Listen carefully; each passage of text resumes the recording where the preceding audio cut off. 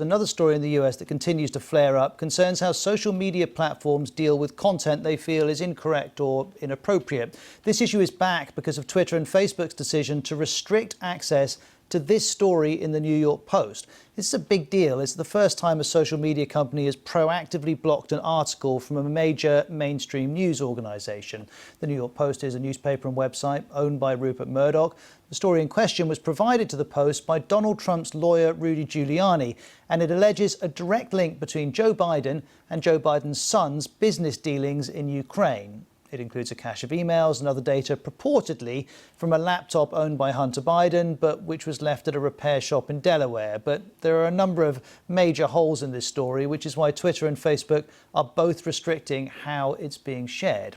Twitter said it took action because the images contained in the articles include personal and private information like email addresses and phone numbers, which violate our rules. It went on to say it viewed material included in the articles as violations of our hacked materials policy. While the White House Press Secretary Kelly McEnany had her Twitter account suspended after she shared the article, she's calling the whole thing censorship.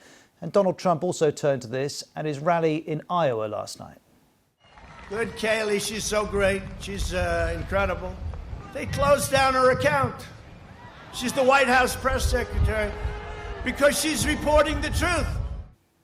And this is interesting. The Twitter CEO, Jack Dorsey, has now said that it was unacceptable for the platform to block users from linking to the article without context and explanation for the decision. So he's saying to some degree they got this one wrong. Let's bring in Mariana Spring, the BBC's disinformation reporter, to talk about this. Mariana, I saw one commentator in the US saying the tech platforms are flailing in front of this issue, and they do seem to be still working out exactly what to do.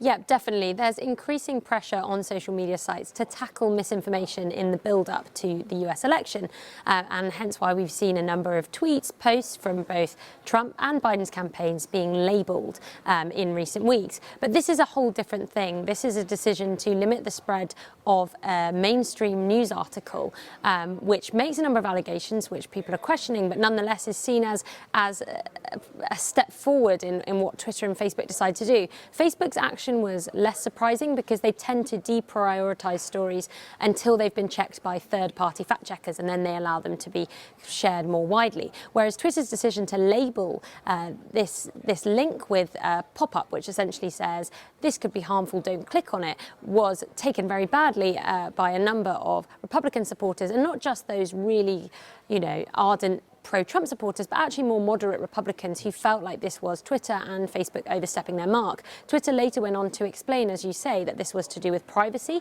that they felt that the article included details which breach their terms in terms of sharing private contact details, but also that this was about hacking and a concern that this information had been obtained through hacking, and they don't allow that kind of information to be shared on their platform, but they do allow news sites to report on hacking, and that again explains the concern from a lot of commentators. And when we've talked about hacking in the past with reference to disinformation, there's been a foreign dimension to it. Is there a foreign dimension to this story?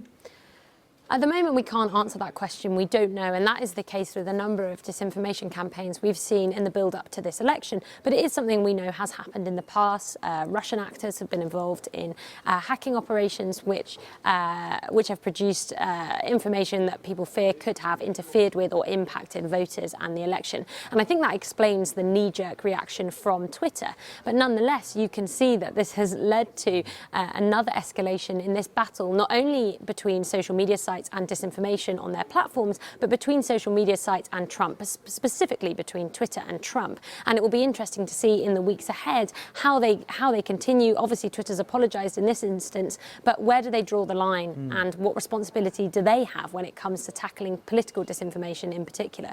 Mariana, always good to have you on. Thanks for your help as ever. That's Mariana Spring in the BBC Newsroom. Now, it's important to say the Biden campaign denies that Joe Biden ever met with the Ukrainian executive in this story, but it's already being used as political capital by Donald Trump. He described the New York Post as a very fine newspaper and said this at that rally in Iowa.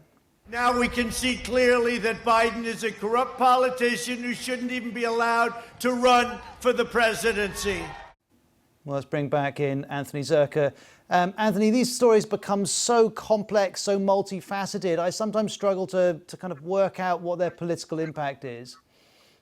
Yeah, well, if you remember 4 years ago, Donald Trump leaned very heavily into WikiLeaks revelations about Hillary Clinton in her emails and the Democratic National Committee emails to paint Hillary Clinton as corrupt, as beholden to global interests. Well, I think he is trying to reprise that again this time, talking about Joe Biden and his son's lobbying connections and saying that his son influenced Joe Biden's positions on Ukraine. Now, the documents in this New York Post article, we don't know their exact sourcing. They aren't even a smoking gun in as far as they give evidence that Joe Biden even communicated with any of Hunter Biden's Ukrainian contacts. But Donald Trump is again trying to use this to paint Joe Biden as corrupt. We're only 2.5 weeks, 3 weeks from the election, so it's a little late for these things to have an impact, particularly because the American public hasn't seemed to be that interested in this story over the course of the past few months. They're much more interested in Donald Trump's handling of coronavirus